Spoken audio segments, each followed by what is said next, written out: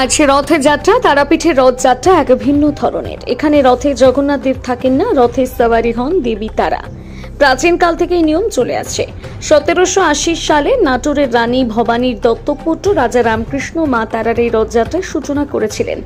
আজও সেই রীতিনীতি অনুসরণ করে রথযাত্রা হয় তারাপীঠে।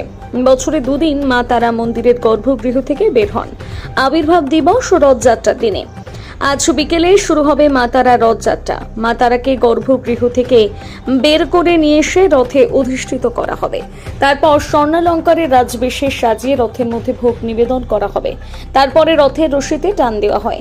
সন্ধ্যার আগে মা তারাকে ফের গর্ভগৃহে ফিরিয়ে নিয়ে আসা হবে।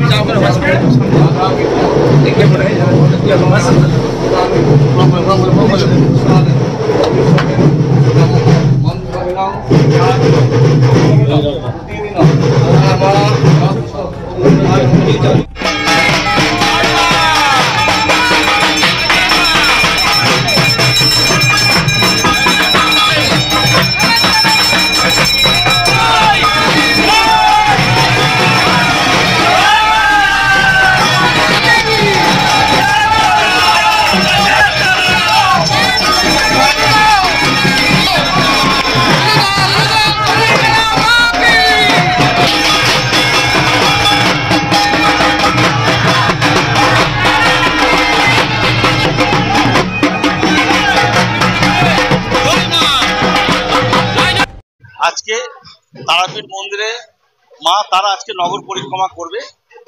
আমরা যখন চারিদিকে দেখি জগন্নাথ দেবের রথের উপরে জগন্নাথ দেব আহরণ করেন, সেখানে কিন্তু তারাপীঠ মা তারা নগর পরিক্রমা করবে। এটা একটা বাড়তি আকর্ষণ ভক্তদের কাছে, যেটা দেখার জন্য ভারতবর্ষের বিভিন্ন প্রান্ত থেকে প্রচুর ভক্ত সমাগম হয়েছে।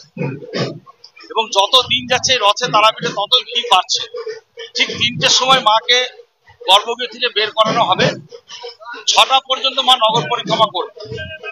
এই দীর্ঘ পথে ভক্তরা যেন সুস্থভাবে মায়ের রথ দর্শন করতে পারে তার বিশেষ ব্যবস্থা থাকছে। স্থানীয় জেলা প্রশাসন, তারাপীঠ থানা, টিআরটিএ, মন্দির কমিটি সেই দায়িত্বে আছে। আর সকাল থেকে ভক্তরা পুজো দিতে শুরু করেছে।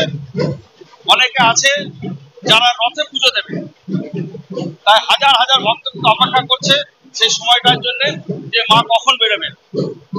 তাই তারাপীঠের একটা রথ মানে একটা আকর্ষণ, একটা উৎসাহ ভক্তদের কাছে। শনি রবি ছুটি, প্রচুর ভক্ত ভিড় করেছে তারাপীঠে। আর কিছুক্ষণের মধ্যে সেই রথযাত্রা শুরু হবে, যেখানে মা স্বয়ং নগর পরিক্রমা করবে।